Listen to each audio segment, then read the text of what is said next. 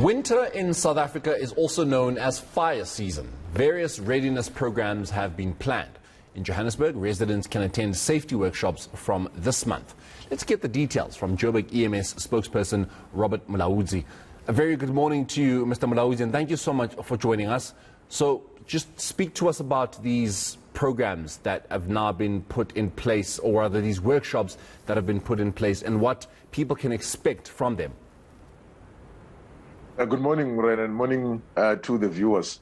Yes, we during the winter season, we know that as the fire service, we normally receive a number of fire incidents, mostly in our vulnerable communities, our informal settlements. So during this time of the year, we intensify our life and fire safety program to educate our residents to continue to look after their heating devices, because most of them, they're using paraffin stoves, they're using candles, and also imbaulo or brazier. So most of these heating devices, they will use them unsafely, and then in the process, they cause fire incidents. And as we know that most of our informal settlements, the shacks are built next to each other.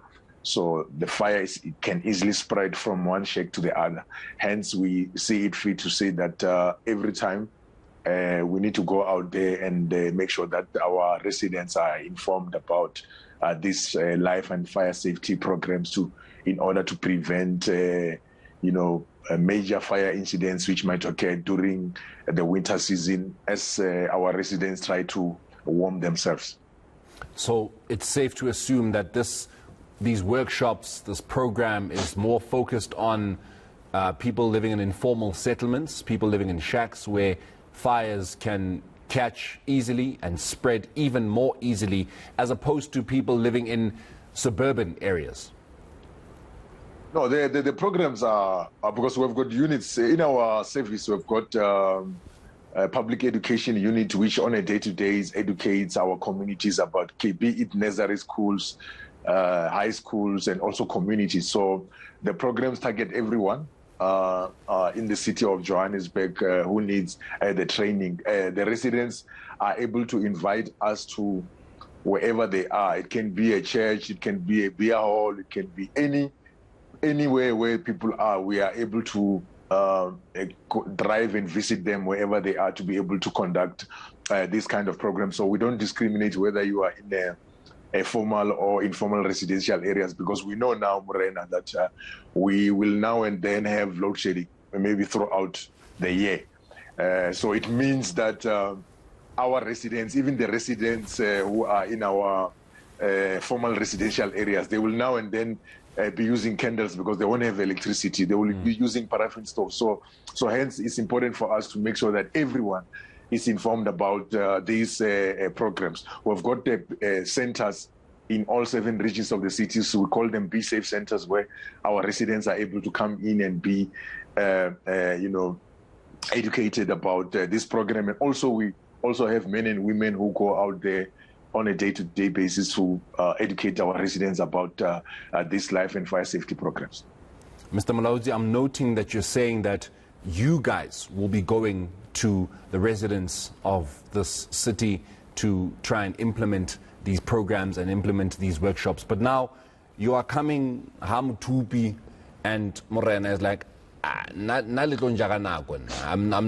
here for any of this. I know how to be safe. I'm a grown man. How then do you respond to people who are stubborn and are not willing to partake?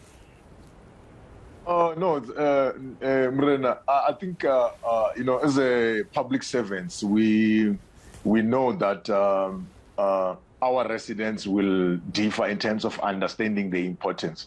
So we are happy that if we manage to convince Morena and Faith to take, fire safety serious, I think we'll be able to convince whoever the residents out there, because yes, we do find that some of the residents are not willing for us to knock in their doors and educate them, but we managed to convince, show them the importance of them having these skills. Yes, for now, they might feel that they don't need it, but there's going to be a time whereby there will be an emergency where they will need these skills. So it's better to have it and maybe not use it, but not having the skill, and then on the day when you need that skill, you don't know exactly what is it that you're supposed to do.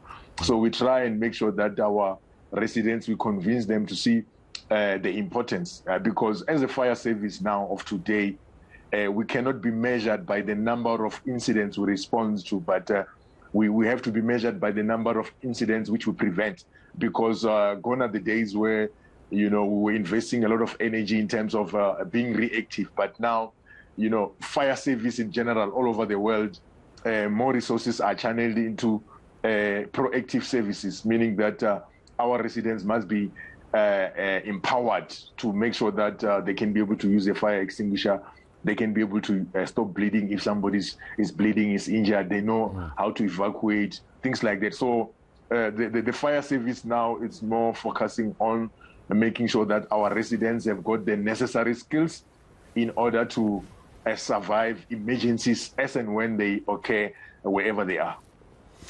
Mr. Mulaudzi, thank you so much for joining us and just shedding some more light on this particular program and these workshops. And I just want to say, please don't be Morena or Mothupi and say, I don't need this. I'm a grown person who understands the safety and knows what I need to do, so I don't need anybody to teach me. The Joburg EMS people are not coming to you for their own health. They're coming there for your own. They're not trying to teach you things that they feel like you perhaps do know. They want to ensure that you understand what it is that needs to be done in a particular situation. You may know certain things, but sometimes you don't know everything. So when they come to your abode, allow them to teach you. Be willing to be taught, because it'll be for your own safety, the safety of your family, and even the safety of those around you, because you do not live alone in this world. So do not be stubborn. But thank you very much to Mr. Robert Mulaudzi.